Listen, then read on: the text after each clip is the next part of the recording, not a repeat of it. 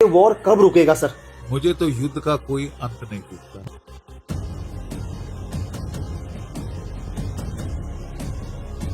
महाभारत आपको लड़नी पड़ेगी। एयर पावर से ही आपने तख्ता पलट किया। अगर आज हम एक मजबूत स्टैंड नहीं लेंगे, कल हमारे साथ कौन लेगा सर?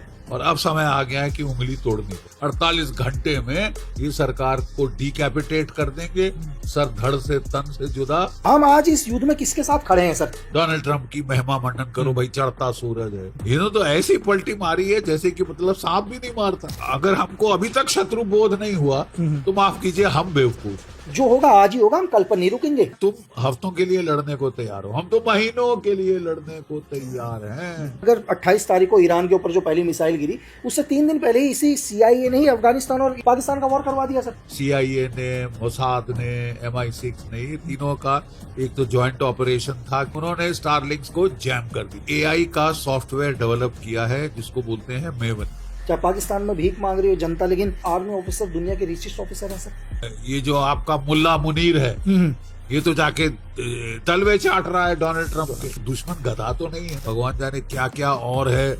लोग तो अटकल लगा रहे हैं कि ये एप्स्टीन फाइल में भी इनके खिलाफ कुछ है। ऐसी सिचुएशन में देश के अंदर राजनीति नहीं होनी चाहिए सर। तुम कह रहे हो कि मेरे पांव पकड़ो, सरेंडर करो।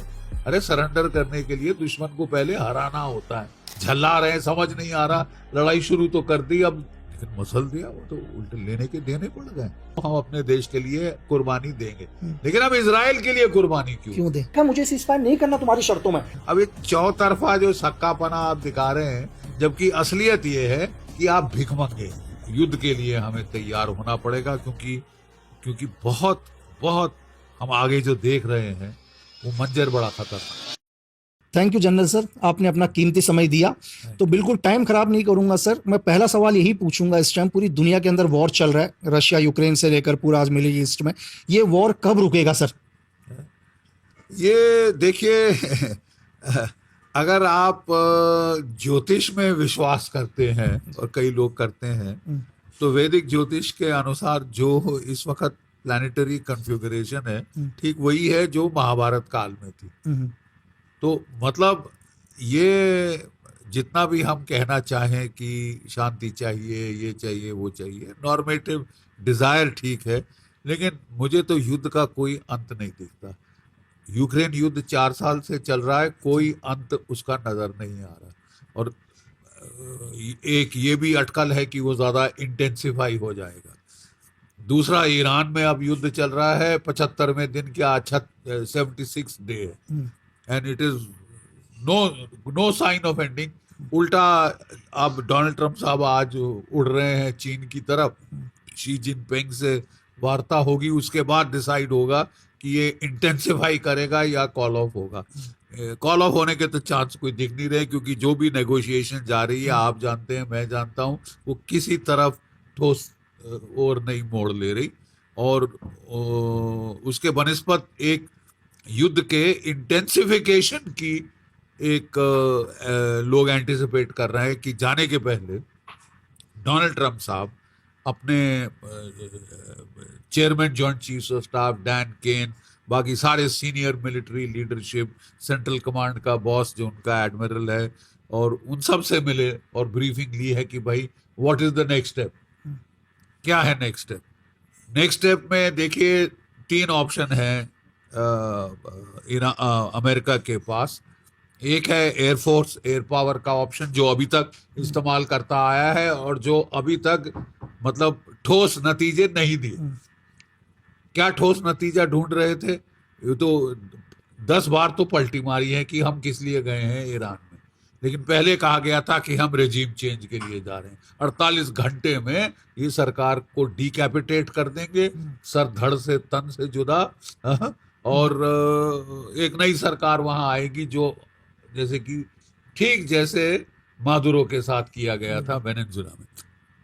मेरा ख्याल ये बड़ी भारी भूल थी, टेक्निकल तौर पे, मिलिट्री तौर पे, क्योंकि कोई मिसाल नहीं है आज तक दुनिया में जिसमें कि एयर पावर से ही आपने तख्ता पलट किया। आपको बूट्स ऑन द ग्राउंड डालने पड़ते हैं, बिल्कुल आपको बूट्स ऑन द ग्राउंड डालने पड़ते हैं।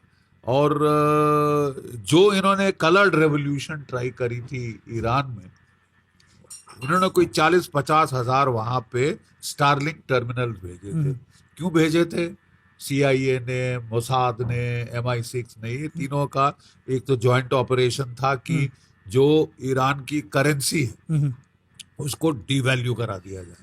अब एक जो डॉलर है कोई 1.5 लाख रियाल से ज्यादा वहां इतनी बड़ी इन्फ्लेशन कर दी है, करेंसी डिस्ट्रॉय कर दी। उसका मुद्दा बड़ा सीधा था कि करेंसी डिस्ट्रॉय करेंगे, लोगों में किल्लत होगी, लोगों में इकोनॉमिक डिस्ट्रेस होगा, तो वो सरकार के खिलाफ बगावत करें। ठीक है साहब। लेकिन इस बारी रूस और चीन ने, देखिए, एक कलर्ड रेवोल्यूशन हमने देखी है, आपने और हमने देखी है। पहले तो CIA ने करी श्रीलंका, श्रीलंका तख्ता पलटा, फिर साहब बांग्लादेश में, फिर साहब नेपाल में। बिल्कुल 3 कलर्ड रेवोल्यूशन तो हमने देख ली है, और एक अटेम्प्ट देखा है लद्दाख में। तो ये सारा इंटरनेट पे काम होता है, और सबसे सीधा इलाज जो इसका है, रूस और चीन वाले जो करते हैं, इंटरनेट बंद। तो जहां इन्होंने इंटरनेट बंद करने का शुरू किया, तो वहां अपने जो इनके ऑपरेटिव्स थे उनसे कांटेक्ट एस्टैब्लिश करने के लिए इन्होंने स्टारलिंक टर्मिनल भेजे। जो रूसी इंटेलिजेंस थी और जो चाइनीज इंटेलिजेंस थी, उन्होंने स्टारलिंक्स को जैम कर दिया और बहुत सारे लोकेट कर लिए टर्मिनल, ट्रांसमीटर का, बहुत सारे इनके ऑपरेटिव्स पकड़े गए। तो जनवरी में बात हो रही थी कि साहब तख्ता पलट करेंगे, और नेतन्याहू साहब और जो मोसाद के चीफ हैं वो बड़े श्योर थे, मोसाद के चीफ, कि साहब बस गया, ये रिजीम गया, एक छोटा सा धक्का दे दो और ये लुढ़क जाएगा, जैसे वेनेजुएला लुढ़का था, उससे भी आसान होगा, ये होगा, वो होगा। बड़ा आक्रोश है, बड़ा फलाना है, बड़ा ढिमकाना है। सिर स्वा आक्रोश नहीं था। और इन्होंने एक AI का सॉफ्टवेयर डेवलप किया है जिसको बोलते हैं मेवन, और मेवन सॉफ्टवेयर के चलते खासकर जो आपके ड्रोन्स हैं, ये MQ प्रीडेटर क्लास के, इसमें वो काफी माउंट करके रखते हैं। उसमें क्या है कि पूरी प्रोफाइल ये बना के रखते हैं, जो भी टॉप लीडरशिप है, जैसे मादुरो है, कब उठता है, कब सोता है, ब्रेकफास्ट में क्या खाता है, लंच कब खाता है, किधर खाता है, कहाँ जाता है।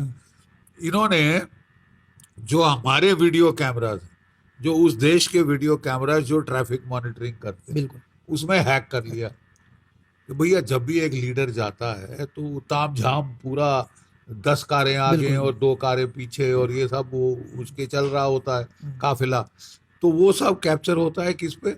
आपके वीडियो पे, जो ट्रैफिक के आइलैंड्स पे जो वीडियो होते हैं, जो रेड लाइट के साथ वीडियो लगे होते हैं, उसको हैक कर लो, तो जो भी मूवमेंट हो रही है टॉप लीडरशिप की, आपको सब पता है, because you have hacked into the internet उसका। और इंटरनेट में आप आए तो आप एक एक मूवमेंट लीडरशिप की आपको मालूम। इसी तरह इसकी बुनियाद पे उन्होंने, देखिए, ये पहली बार डिकैपिटेशन स्ट्राइक करी थी सन 2024 में हिजबुल्लाह के खिलाफ। नासिरुल्लाह को मार डाला, उसका नंबर 2 आया, उसे मार डाला, 3 आया, उसे मार डाला, 4 आया, उसको भी मार डाला। यानी ऐसी स्थिति पैदा हो गई, कोई बनना ही नहीं चाहता उसके बाद। और फिर जो मीडियम टायर लीडरशिप थी, वो पेजर इन्होंने बेचे थे, उस कंपनी को इन्फिल्ट्रेट किया था मोसाद ने। बड़ा बेहतरीन ऑपरेशन, जिसके तहत उन्होंने पेजर सप्लाई किए हिजबुल्लाह को, और उनमें एक्सप्लोजिव थे।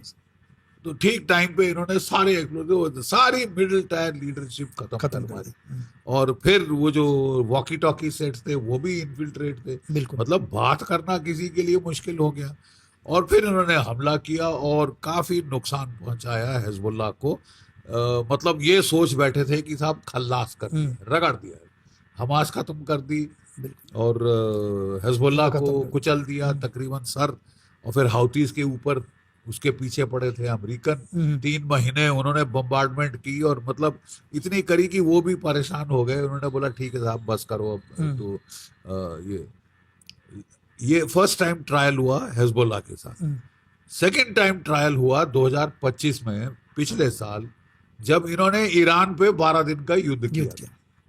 उसके स्टार्ट में भी कोई 20-25 IRGC के टॉप लीडर मारे, उन्होंने मार दिए। बिल्कुल। ठीक है साहब। और फिर तीसरी बार ट्राई किया वेनेजुला में, चौथी बार अब फिर ट्राई किया है। बिल्कुल। लेकिन साहब देखिए, जब आप एक ही टेक्निक को बार बार बार बार ट्राई करते हो तो दुश्मन गधा तो नहीं है ना। बिल्कुल। वो भी समझ जाता है कि साहब क्या है, क्या व्हाट इज हैपनिंग, कैसे हो रहा है।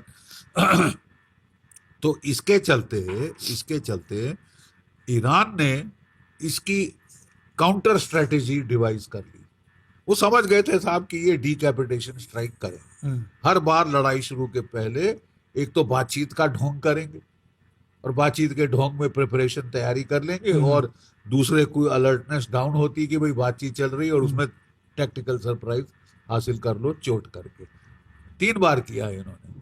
तो जैसे आप जानते हैं 2015 को में ओबामा काल में पूरा एग्रीमेंट हो चुका था, सब हो चुका था कि ये अपना एनरिच यूरेनियम रूस को दे देंगे, फलाना ढिमकाना, सब कुछ हो चुका था। और लेकिन डोनाल्ड ट्रंप साहब आए, वो जायनिस्ट लॉबी के बड़े चहेते हैं, और भगवान जाने क्या क्या और है।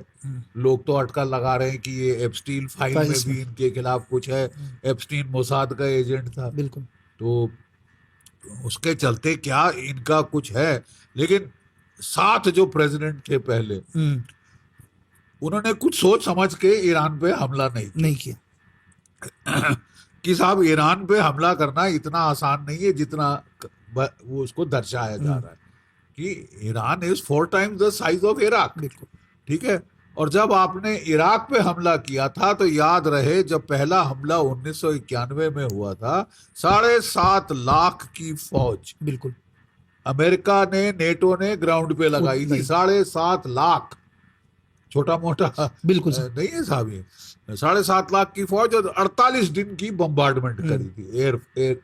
वो एयर पावर से शुरू किया था, एयर सेंट्रिक कैंपेन, और बॉम्बिंग कर करके कोई इमारत खड़ी नहीं छोड़ी वहां पे। और फिर जाके ये लोग गए तो 3-4 दिन में सारा मामला खत्म हो गया था।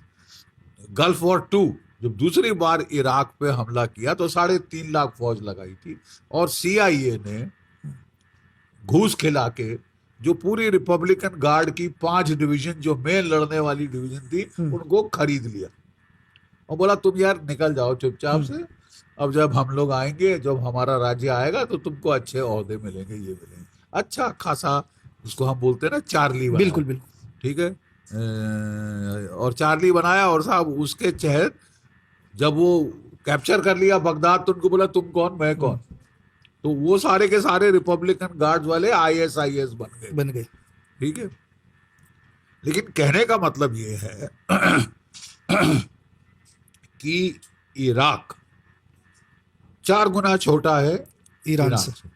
इराक फ्लैट समतल मरुभूमि, बिल्कुल रेगिस्तान, मतलब वहां टैंक जाने को कोई रोक नहीं सकता। ठीक है। कोई ऑब्स्टिकल नहीं, कोई पहाड़ नहीं, कोई नदी नहीं, कुछ नहीं वहां पे कोई बड़ी खास, ये यूफ्रेटस को छोड़ के। तो वहां अगर आपको इतने ग्राउंड ट्रूप्स चाहिए थे, ईरान 4 गुना ज्यादा बड़ा है उससे। 93 मिलियन, 93 करोड़ की तो इसकी आबादी है, और पहाड़ी पहाड़ हैं, एल्बर्स माउंटेन, जैग्रोस माउंटेन, पहाड़ी पहाड़, पूरा कोस्ट लाइन, क्लिफ्स हैं। और उसके चलते ईरान में तख्ता पलट करने के लिए अगर आपको 7.5 लाख चाहिए थे इराक के लिए, तो साहब यहाँ बगैर बूट्स ऑन द ग्राउंड आप कैसे तख्ता पलट कर सकते हो। तो जैसे ही ये युद्ध शुरू हुआ और मिलिट्री एनालिस्ट वगैरह सबने अटकल अंदाज लगा, देखिए जब भी युद्ध शुरू होता है तो सरकार पूछती है हम लोगों से, आपसे, सबसे, कि भाई कौन जीते। सिंपल, बिल्कुल, क्योंकि everybody would like to align with the winning side, क्योंकि यथार्थ जो है, मैं मतलब कि मेरी सोच ऐसा होना चाहिए, वैसा होना चाहिए, वो सब्जेक्टिव है।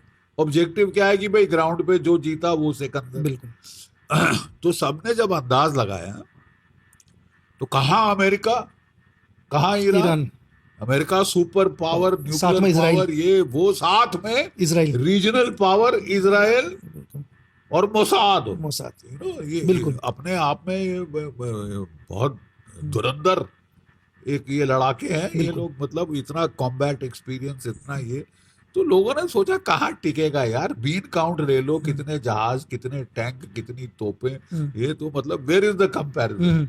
तो सबका अंदाज था कि साहब मसल देंगे, अभी वेनेजुला में मसला है, अभी इसको भी 48 घंटे में खलास, सारा ड्रामा खलास हो जाएगा और ईरान विल बी हिस्ट्री, मतलब कॉलोनी बन जाएगा ये अमेरिका की। तो यार अमेरिका और इजराइल के साथ चलो, डोनाल्ड ट्रंप की महिमा मंडन करो, भाई चढ़ता सूरज है, चढ़ते सूरज को सब सलाम करना चाहते हैं कि भाई हमारी भी ट्रेड डील फंसी पड़ी है, ट्रेड डील फंसी है तो साहब हमारे लोगों की नौकरियां फंसी हैं। अभी आपका भैया ज्वेलरी सेक्टर, जेम सेक्टर, आपका लेदर सेक्टर, आपका टेक्सटाइल सेक्टर, ये सब फंसा पड़ा, वहाँ की नौकरियां, हमारा फूड सेक्टर, फिशरी सेक्टर, हम सब एक्सपोर्ट करते हैं, इनको कितने अरबों रुपए कमाते हैं हम हर साल।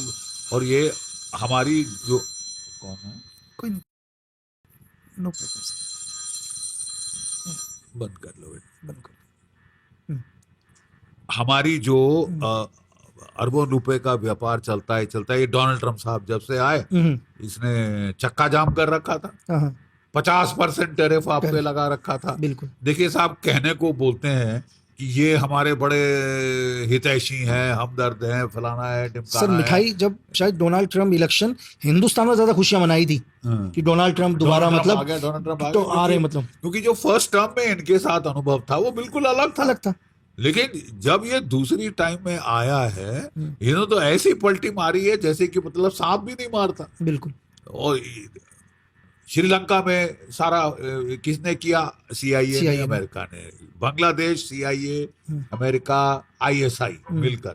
नेपाल, श्रीलंका बिल्कुल आपकी CIA ने किया है, टोटल CIA का ऑपरेशन है। लद्दाख में CIA का ऑपरेशन है। कुकी लैंड बिल्कुल अलग करना कौन चाह रहा है, अमेरिका चाह रहा है। काम कौन कर रहा है, ऑपरेटिव वो जो पकड़ा गया वो किसका, अमेरिका का। ठीक है साहब, आपको कहते हैं, आश्वासन देते हैं कि हम आपके दोस्त हैं, स्ट्रेटेजिक पार्टनर हैं, defining partnership of the 21st century, ये मुख से कहा जाता है, लेकिन कथनी और करनी में बड़ा फर्क है साहब। और अगर हमको अभी तक शत्रु बोध नहीं हुआ तो माफ कीजिए, हम बेवकूफ हैं। भाई 2 टूक शब्दों में बोलना पड़ेगा। फिर आप शुतुरमुर्ग की तरह सर दे रहे हैं रेत में।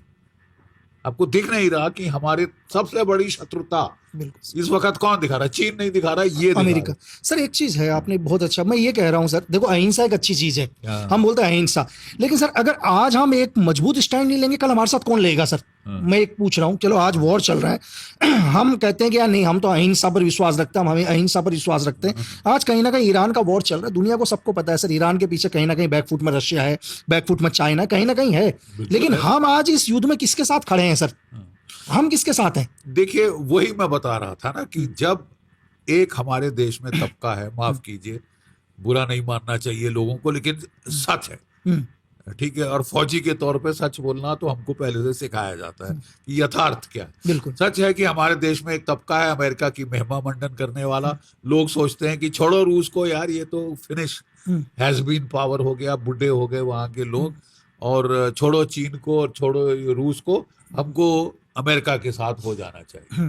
बेशर्मी से ये जो आपका मुल्ला मुनीर है, ये तो जाके तलवे चाट रहा है डोनाल्ड ट्रंप के, और उसने 3 महीने में 3 बार इसको बुला के चाय पिलाई, खाना खिलाया, ये सब कर रहा है।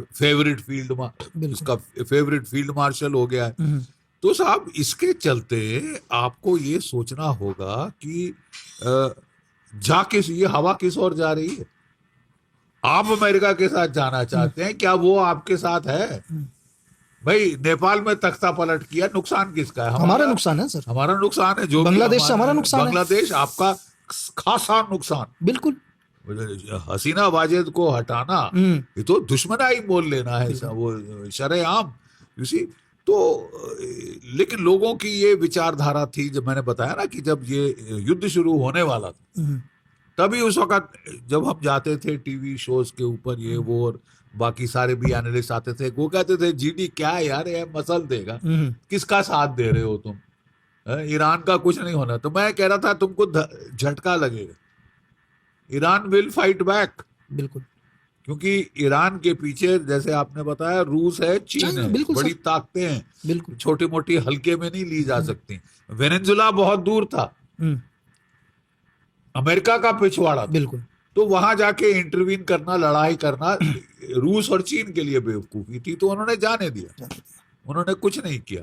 लेकिन ईरान कोई अमेरिका का पिछवाड़ा नहीं, नहीं है। जितना दूर वो अमेरिका से है उससे कम दूर वो रूस और चीन से है। रूस का तो बॉर्डर लगता है अमेरिका के साथ, कैस्पियन सी पूरा ये ईरान के साथ बॉर्डर लगता है, वो ट्रेड आता है, सब कुछ आता है। चीन बिल्कुल साथ है, ठीक है, उनका पिछवाड़ा है ये तकरीबन, ठीक है, मोर देन अमेरिका। और यहाँ पे ये लोग लड़ जाएंगे, ये इसको अच्छी लड़ाई, और 40 साल से ये तैयारी कर रहा है ईरान इसी जंग की। सर पूरे इसने अंडरग्राउंड सिटीज बना रखी हैं जहां पे ड्रोन बनते हैं, मिसाइल मैन्युफैक्चर होते हैं। आप कर लो बॉम्बिंग जितनी मर्जी करनी है, एक बार धरती माँ की गोद में आ गए तो आ गए। वो हम फौजी डिग डाउन बोलते हैं भाई, वही बचाता है, सारी बॉम्बिंग शेलिंग तोपों से बचाने वाली धरती है। तो ये तो जमीन के नीचे बड़े हुए हैं। और अभी देखिए CIA कह रही है कि जितनी मर्जी बॉम्बिंग कर ली 40 दिन की 50 दिन की, क्या हुआ, 30% ठोक पाए इनके मिसाइल, बिल्कुल। और जो ड्रोन्स हैं उससे भी कम। मतलब ताकत पूरी बरकरार है, अंडरग्राउंड है, तो ये तो महीनों लड़ सकते हैं। और शुरू से ही ईरान वाले कह रहे थे, लोगों ने तवज्जो नहीं दी, ईरान वाले कह रहे थे यार तुम हफ्तों के लिए लड़ने को तैयार हो, हम तो महीनों के लिए लड़ने को तैयार हैं। ये एसिमेट्री है भैया। आप जो फायर करते हो इंटरसेप्टर मिसाइल, बिल्कुल। जो थार्ड है, जो पेट्रियट है, एक मेरे ड्रोन के लिए 2 चलाने पड़ते हैं। ड्रोन मेरा $20,000 का आता है, एक थार्ड जो है वो $4 मिलियन का आता है, एक पेट्रियट $1.5 मिलियन का आता है, और 2 फायर करने पड़ते हैं। तो ये कब तक चलेगी, तुम कब तक मेंटेन कर सकते हो? Asymmetry, cost asymmetry, economic asymmetry. तो मैंने तो उसी वक्त स्टार्ट पे, I am one of the few people Bharat में जिन्होंने कह दिया कि साहब ये लड़ाई का नतीजा काफी उलट होगा जो कि आप सोच रहे हैं सारे के सारे। लेकिन मारो लात रूस को, अरे रूस को लात मार, ये तुम्हारा ट्राइड एंड टेस्टेड फ्रेंड है। बिल्कुल। 71 की लड़ाई में लड़ चुका हूं, बिल्कुल सर। हमें मालूम है किस तरह ऑन द टेबल क्या हथियार चाहिए। बोलो बोलो। वो तो हमको जेट बॉम्बर दे रहे थे, हमने नहीं लिया। वो तुपोलेव बॉम्बर वो तब हमको दे रहे थे 71 में, ले लो हमसे, ये जो चाहिए लो। Su-7 को 200-300 जहाज दिए थे लड़ाई के बिल्कुल ठीक पहले, और नेवी को, एयरफोर्स को, आर्मी को जो चाहिए on the table. 130 millimetre medium guns, हमारे T-54 टैंक, T-55 टैंक, वो PT-76 लाइट टैंक, जो पीपा LP वगैरह जो चाहिए वो आपको मिलेगा।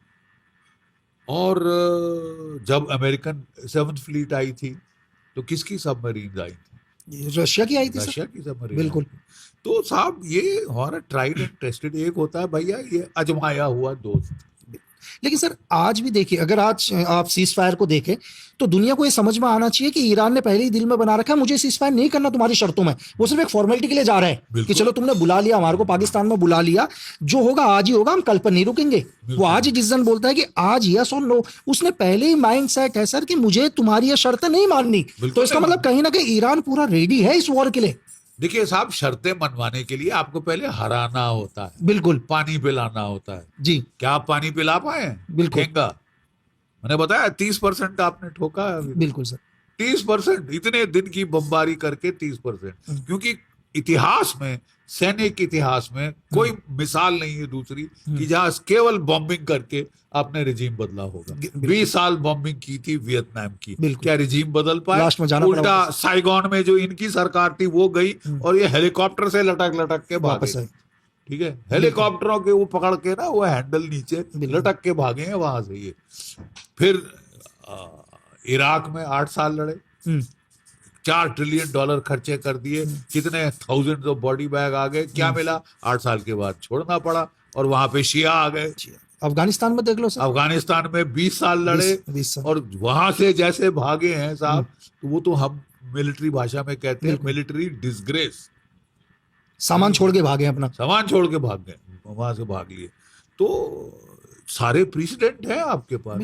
देखिए, फोरकास्टिंग के लिए आपको और मेरे को सेना में, मैं 2 ऑपरेशन डायरेक्टरेट में मैं 2 बार रहा हूँ, जी। डायरेक्टरेट जनरल मिलिट्री ऑपरेशन 2 बार टेन्योर किए।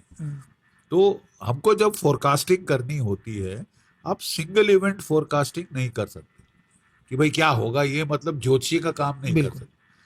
हम किस तरह फोरकास्ट करते हैं, नेशनल सिक्योरिटी फोरकास्टिंग कैसे की जाती है, उसको बोलते हैं पैटर्न मॉडलिंग, कि जो पैटर्न है वो बार बार रिपीट होता है, पैटर्न सिमिलर रहता है, ठीक है। तो कहीं आपको फोरकास्ट करना है तो वो पास्ट के 20 साल 30 साल का पैटर्न समझिए, कैसे चीजें हुई हैं, तो वही पैटर्न आप देखेंगे चलता रहेगा। तो ह्यूरिस्टिक वार्निंग, देखिए, एक है कि मैं एल्गोरिदमिक वार्निंग करूं कि मान लीजिए आपके पास टेलीफोन डायरेक्टरी है, कितने नाम हैं इसमें, तो फिर हर एक पेज स्कैन करे कंप्यूटर आपका, ठीक है, और बोले इसमें साहब 1,15,23,203 नाम है, ठीक है। That is the algorithmic method. दूसरा मेथड क्या है साहब कि हर एक पेज 1 पे 250 नाम है, पेज 2 पे 270 है, पेज 3 पे 240 है, तो मतलब एवरेज औसतन 250 नाम पर पेज। टोटल पेज कितने हैं साहब? 1200। तो दिस जरबे दिस आपको अप्रोक्सीमेटली इतना है, और ये और जो आपकी एल्गोरिदमिक फिगर तकरीबन बराबर हो। मतलब आप ह्यूरिस्टिक ब्रॉड पैटर्न फोरकास्टिंग कर सकते हैं। तो जब हमने फोरकास्टिंग करके देखा, पैटर्न मॉडलिंग करके देखा, तो यार ये ईरान भारी पड़ जाएगा, इस लड़ाई में ईरान भारी पड़ जाएगा। 7,000 किलोमीटर दूर है किससे? अमेरिका से, ठीक है, 7,000 किलोमीटर दूर है, कोस्ट लाइन पे पहाड़ है, रेत नहीं है, वहां पे टनल है, वहां पे गुफाएं बना रखी हैं, वहां पे ये अंडरग्राउंड बंकर बना रखे हैं जहां पे इनकी मिसाइल बैटरीज हैं, इनके ड्रोन्स हैं। तो पूरे जो उत्तरी तट है गल्फ ऑफ हॉर्मुज का, वो ईरान का तट है, बिल्कुल, और वहां से कोई एक जहाज परिंदा पर नहीं मार सकता साहब वो गल्फ ऑफ हॉर्मुज में, जब तक ईरान ना चाहे। अगर इन्फेंट्री भी ना आती हो तो पूरे माइंस लगी हुई है इनकी, पूरी माइंस लगी हुई हैं, सब कुछ लगी हुई है, और आपको हमला करना है तो कम से कम 2-2.5 लाख तो तट को पकड़ने के लिए चाहिए, और वो भी अब 18 महीने लड़ते रहेंगे। और वो CIA का एस्टिमेट और पेंटागन का एस्टिमेट कि कोई 15,000 तो बॉडी बैग्स आ सकते। अरे लड़के दिखाओ यार पहले, वो नहीं तो हवा में बात मत करो। तो मैंने उस वक्त भी लोगों को बोल दिया, लोग बड़े हैरान हुए और पूरा मीडिया हैरान हुआ कि जनरल साहब क्या बोल रहे हैं, क्या सवाल है जीतने का ईरान के या बचने का ईरान। वो तो यहाँ तक बात हो रही थी खलास हो जाएगा, रगड़ जाएगा, इसको कॉलोनी बना देंगे। तो बहरहाल जो मैंने कहा था, जो हमारा एनालिसिस था, वो ठोस पड़ा, और ईरान इज स्टिल फाइटिंग, और ईरान कह रहा है you may be finished, I am not finished. Yes, कहाँ हरा? किसको हराया तुमने?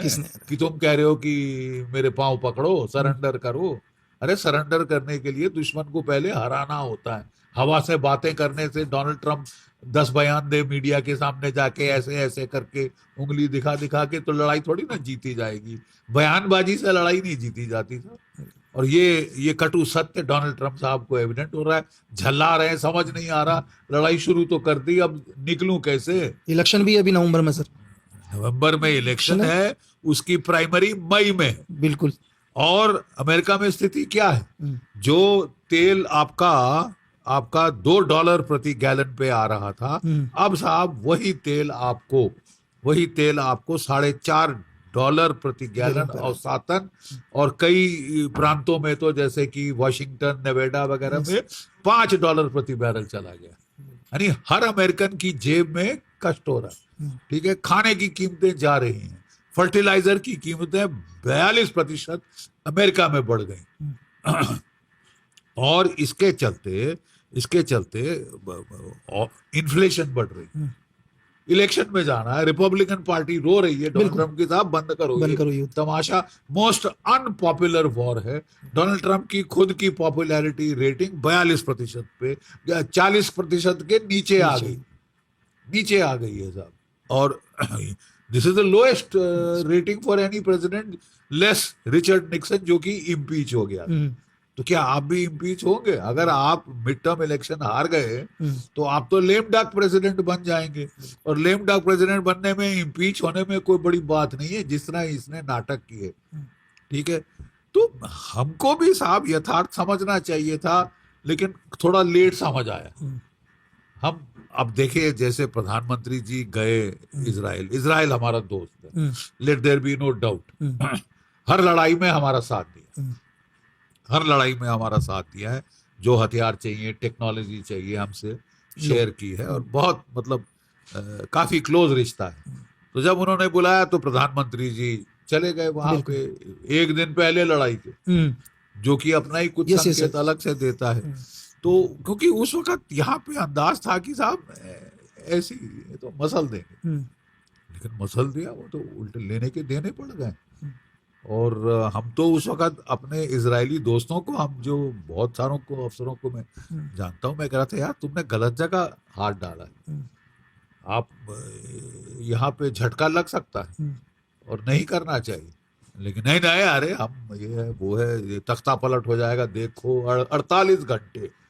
48 घंटे का 48 दिन मैंने फोन करके पूछा भैया अब ये इन्होंने देखा सर, हमने 6 दिन में 7 देशों को हरा दिया था, तो सेम वही ले रहे थे 60 के दशक में। बिल्कुल वही ले रहे थे ना। लेकिन देखिए, उसको बोलते हैं कि अगर अपने दुश्मन को भांपने में आप मिस कैलकुलेशन कर दो, बिल्कुल उसको कम आंको, तो वो घातक सिद्ध हो सकता है। ज्यादा आंको तो चलो ठीक है, आप तैयारी ज्यादा करो, आप ज्यादा प्रिपरेशन करोगे तब जाके हमला करो, लेकिन अगर आप अंडर एस्टिमेट करो तो घातक सिद्ध हो सकता है, और ये हुआ है।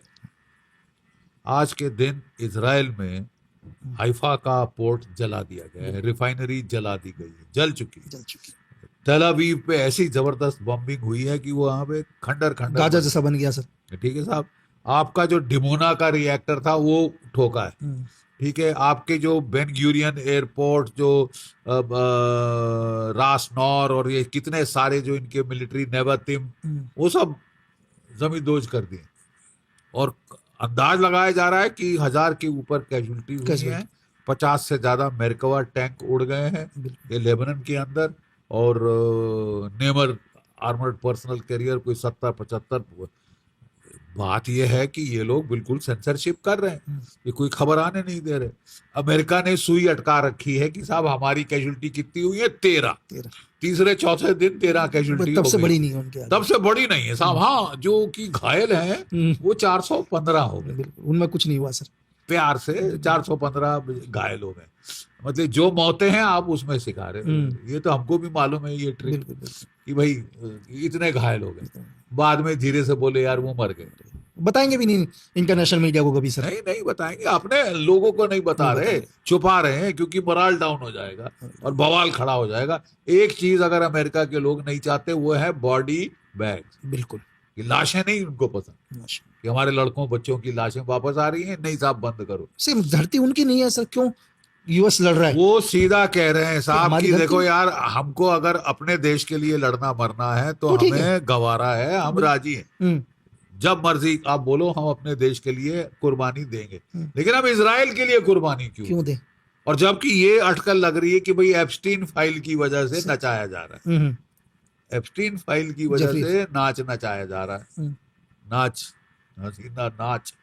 और आप वो कह रहे हैं हमारी, it's not our war, it is Israel's war. Resignation दे चुका है उनका जो वो टोनी करके जो उनका काउंटर टेररिज्म का चीफ था, कि साहब there was no imminent threat to America from Iran. अभी तो पीट हेगसेथ के ऊपर ब्लेम डाला सर डोनाल्ड ट्रम्प ने कि वॉर में लाने वाला हमारे को पीट हेगसेथ थे। अब वो भी ढूंढ रहा है ना, बिल्कुल स्केपगोट, जबकि अभी भी पीट हेगसेथ उनके वॉर सेक्रेटरी हैं सर। अगर चलो पीट हेगसेथ आपको वॉर में लेकर आए तो आपने अगले दिन क्यों नहीं हटा दिया उन्हें? वो भी आज आपके खास राइट हैंड आपके बने बैठे हैं। नहीं, उस वक्त तो अब ये बोल रहा था डोनाल्ड ट्रम्प, प्रेस कॉन्फ्रेंस में कह रहा था कि यू आर द वन पीट, जिसने कहा कि जाओ यू आर द मोस्ट, हाँ ये लेट्स डू इट। और पीट हेगसेथ की क्या तजुर्बा है, आई मीन वो कर्नल रैंक तक नहीं पहुंचा था जी, तो क्या तजुर्बा क्या है आपका, जिसकी बुनियाद पे आप ऐसे अटिल्ला द हन बन रहे कि कैदी मत लो, कोई डूब रहा है। जनीवा कन्वेंशन कहती है कि भाई आपने दुश्मन के जहाज को डुबो दिया, तो जो डूब रहे हैं उनको बचा लो, कैदी ले लो। हाँ, ये जो नहीं उनको मार डालो, उनपे गोली चलाओ। ये तू क्या अटिल्ला द हन है, जंगीज खान है, क्या है तू? है और लड़ाई में जरा जो करके दिखाए, बातें बड़ी बड़ी सब कर लेते हैं। हम लोग देखते हैं भाई लड़ाई में तूने किया क्या? कालिया इधर आ जरा बता लड़ाई में क्या हाल हुआ तेरा? तो लड़ाई में बुरा हाल है, पिट गए हैं दो टूक शब्दों में, ठीक है।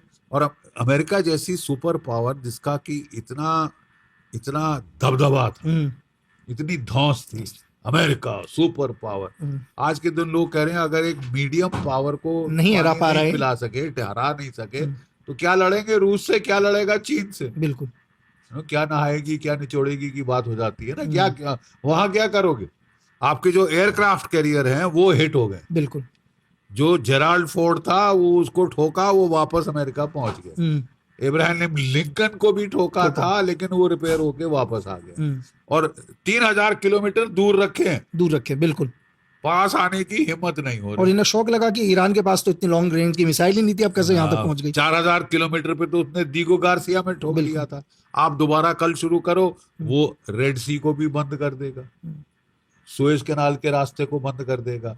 22% तेल आपका आता है हॉर्मुज से, 12 से 15% आता है रेड सी से, बिल्कुल, वो भी बंद। तो दुनिया में तो साहब इकोनॉमिक तबाही का मंजर है। बिल्कुल, यूरोप की इकोनॉमी तबाह कर दी, एशिया की इकोनॉमी जिसमें भारत की इकोनॉमी को जबरदस्त चोट पहुंची है, जापान की इकोनॉमी को, कोरिया की, वियतनाम की, जो देश देखो तबाह कर दी है इकोनॉमी, ये डोनाल्ड ट्रंप ने, ठीक है।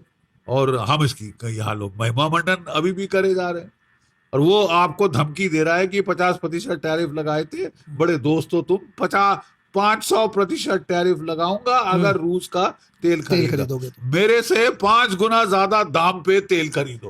अबे तेरे बाप का राज है, ये तो ब्लैकमेलिंग होगी ना सर सीधे। ये तो बाप का राज है ना, कि तुम साला तुम्हारी इकोनॉमी का भट्टा बैठे, मुझे क्या परवाह, तुम मरो।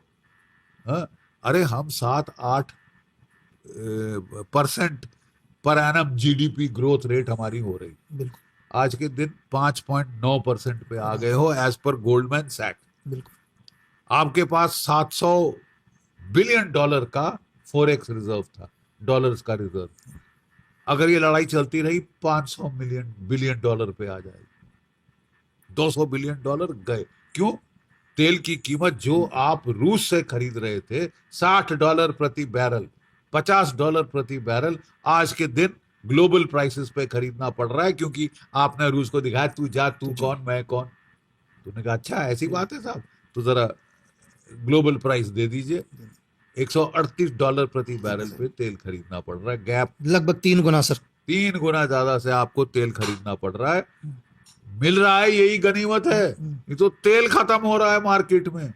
अरे 20,000 फ्लाइट्स यूरोप में कैंसिल हुई हैं, जर्मनी की सिर्फ 20,000 फ्लाइट्स। एविएशन टर्बाइन फ्यूल कहाँ है? अरे अभी तक जो टैंकर निकले थे लड़ाई के शुरू में वो पहुंच चुके हैं आखिरी। अब किल्लत शुरू होगी दुनिया में, तेल नहीं है, एविएशन टर्बाइन फ्यूल नहीं है, फर्टिलाइजर नहीं है।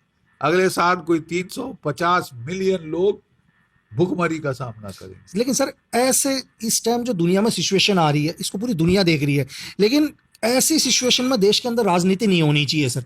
मुझे लगता है कि देश के हर, चाहे अपोजिशन हो, कोई भी हो, एक साथ, अगर यहाँ कल एक बयान आया प्राइम मिनिस्टर सर का, उन्होंने बोल दिया कि यार आप गोल्ड को मत लो, इसमें भी राजनीति सर देश के अंदर, कि बोला कि आप मतलब गाड़ियों का यूज कम करो, तो उसमें बोल रहे हैं कि कुछ एक लोगों का स्टेटमेंट कि आप तो प्राइम मिनिस्टर सर को भी अपना कॉन्वाई में नहीं जाना चाहिए, उनको भी। तो ऐसे टाइम में तो देश को एकजुट होना चाहिए सर, ऐसे टाइम में देश को राजनीति नहीं करनी चाहिए।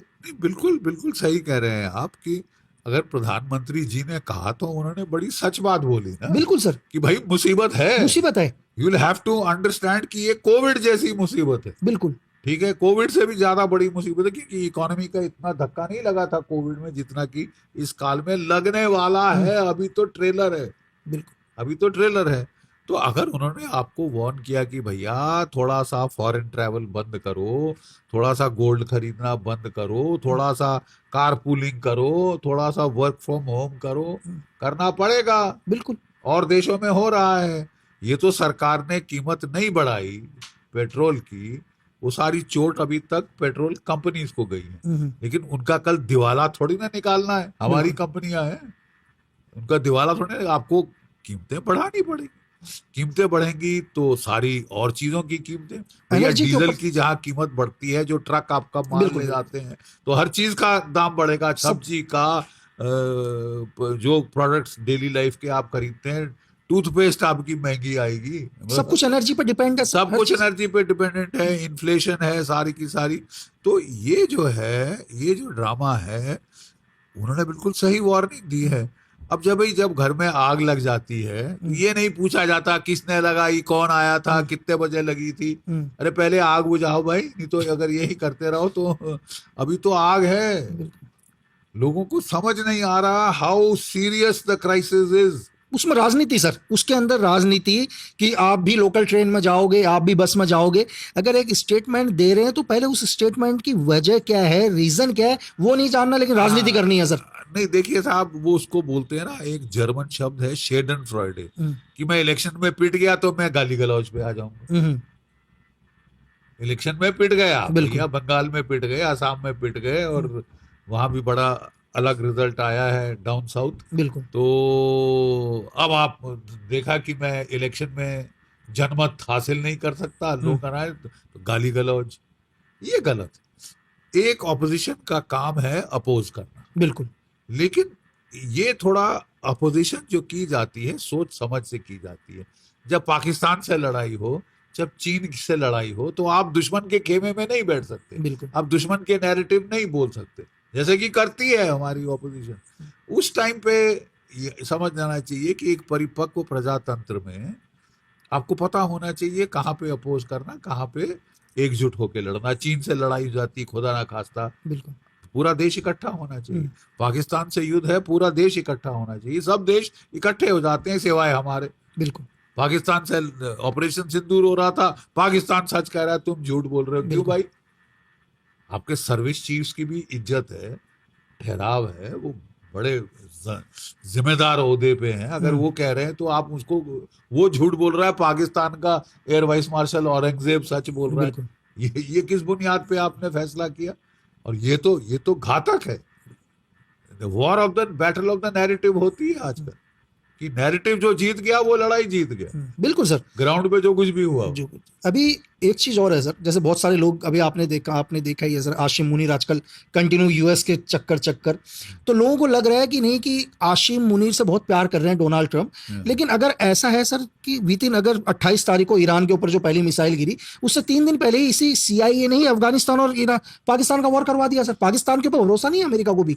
भरोसा नहीं, वो तो अब गाली पे आ गए हैं। बिल्कुल कल परसों सीधी गाली देनी शुरू की है कि हमसे नाटक कर रहा था मध्यस्थता का, ईरान को और सपोर्ट, ईरान के जहाज अपने एयरफील्ड पे रखे हुए हैं बिल्कुल बचा के, और ईरान को चीन की सप्लाई ये दे रहा है। चीन के जहाज आते हैं, उन्होंने ब्लॉकेड लगा रखा है, चीन के जहाज आते हैं ग्वादर पे, सप्लाई अनलोड करते हैं, लैंड रूट से चली जाती है, बिल्कुल खत्म ब्लॉकेड, खत्म ब्लॉकेड। वो ब्लॉकेड कर रहे हैं, ये खत्म कर रहे खत्म हैं, कर और रहे कह हैं। रहे हैं कि साहब हम तो मध्यस्थता कर रहे हैं। अरे ये देखिए, हमारे हिंदी में एक गाना है बड़ा अच्छा, एक चतुर नार बड़ी होश यार, अपने ही जाल में फंसत जात। ये जरूरत से ज्यादा चतुर बनो तो ऐसा ही होता है। चीन के भी सक्के हैं, अमेरिका के भी सक्के हैं, ईरान के सऊदी भी अरेबिया के भी सक्के हैं, ईरान के भी सक्के हैं। अब ये चौतरफा जो सक्कापना आप दिखा रहे हैं, जबकि असलियत ये है कि आप भिखमंगे फटीचर हैं, हर किसी के सामने कटोरा लेके खड़े हैं। तो क्या आपकी वजूद क्या है, औकात क्या है, कोई इंडिपेंडेंट डिसीजन लेने की, कोई पॉलिसी फॉलो करने की कोई औकात नहीं है पाकिस्तान की। लात बड़ी वहां से, सऊदी अरेबिया से, UAE से पैसे मांगते थे, UAE ने कहा वापस रख मेरे $3.5 अरब जो तूने खा रखे हैं, वापस कर। तो रोते गए सऊदी अरेबिया की, भैया मेरे को पैसे वापस कर, pay from Peter, borrow from Peter to pay Paul, इससे लेके उसको उधार। वो जैसे हमारी हिंदी में कहते हैं ना, इसकी टोपी उसके सर। संस्कृत में हम लोग कहते हैं बड़ा अच्छा, ऋणम कृत्वा घृतम पीवे, उधार लेंगे लेकिन साला घी खाएंगे उधार लेंगे घी खाएंगे। तो ये इनकी हालत है पाकिस्तान की। तो मतलब इसका जमीर कहाँ है? इनके झूठ बोलना तो फितरत में शामिल है। सर इनके अरे अरबों रुपए बेटा खाए इन्होंने अमेरिका के, और किसको पाला? ये ओसामा हाँ, बिन लादेन को। को 800 गज पाकिस्तान मिलिट्री एकेडमी काकुल से दूर 4 मंजिला मकान में ऐश महल में 3 बीवियों के साथ पाल रखा था। था। और क्या गोली पिला रहे थे अमेरिका को कि साहब वो तो तोरा बोरा किसी गुफा में है, साले का डायलिसिस हो रहा है, किडनी फेल हो गई है दोनों, बड़ा बुरी हालत में है, वह मरने वाला है, खुद ही मर जाएगा, ये वो ये। और अमेरिका को पता था इनके पाल रखा है, उन्होंने सैटेलाइट से पकड़ लिया, और वो जब वो पकड़ लिया अपने ह्यूमन इंटेलिजेंस से, तो इनको बताए बगैर रेड कर दिया, मार डाला। और एक उसकी जो बीवी लड़ने आई थी छोटी सबसे छोटी एज में, उसको पाँव में गोली मारी हट में साइड में, और खत्म कर दिया इसको। तो मतलब अमेरिका जानता नहीं किस कदम का। पिछली टर्म में डोनाल्ड ट्रंप बोलता था this is a country that has ripped off us billions of dollars. I mean the previous presidents वो स्टूपिड बेवकूफ थे कि इसको ट्रस्ट किया। आप तो ट्रस्ट आपने तो गोदी में बिठा लिया है, सर पे चढ़ा लिया है।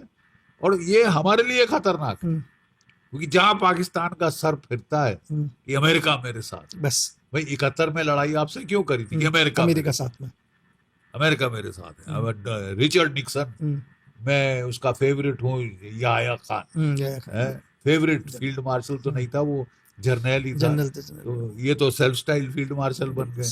तो उस वक्त मेरे को चिंता होती कि साहब जब भी पाकिस्तान का सर 7वें आसमान पे चढ़ता है कि अमेरिका मेरे साथ है, वो आपको उंगली करने से बाज नहीं आएगा। और अब समय आ गया है कि उंगली तोड़नी पड़ेगी, वक्त आ गया। इनके ऑफिसर्स, आर्मी ऑफिसर दुनिया के रिचेस्ट ऑफिसर हैं सर। चाहे पाकिस्तान में भीख मांग रही हो जनता, लेकिन पिछले बाजवा इनके नेक्स्ट जो लास्ट जनरल थे, उनके भी शायद 12.6 बिलियन पाकिस्तानी डॉलर सर इनकी करेंसी। नहीं देखिए, हर जर्नल उसके बच्चे कहाँ पढ़ रहे हैं, या अमेरिका में या इंग्लैंड में। बिल्कुल। परवेज मुशर्रफ कहाँ दौड़े थे? इंग्लैंड में। उनके फ्लैट है बढ़िया बढ़िया, जो कि मतलब हमारे यहाँ पे अंबानी नहीं खरीद सकता, वो इनके जर्नल खरीदते हैं, क्योंकि पैसे बनाते हैं। और रिबन लगा रखे हैं लड़ाइयों के। कौन सी लड़ाई लड़ी है तुमने सिवाय खसोटने के, लोगों का वो नूचने के? और अब पाकिस्तान में भी विदित हो गया है, लोगों को असलियत समझ आ गई है। अरे कुछ साल पहले आपको याद होगा जब इमरान खान को अरेस्ट किया था, क्या स्ट्रीट प्रोटेस्ट हुआ था। बिल्कुल। 4 कोर कमांडर जो लाहौर में है, उसके घर पे चढ़ गए थे लोग, और उसने पाल रखे थे सफेद ये मोर, अपनी महिमा मंडन के लिए सफेद मोर पा रखे थे। दुनिया को इतनी भूख लगी थी, पकड़ के ले गए, शुतुरमुर्ग काट के खा गए।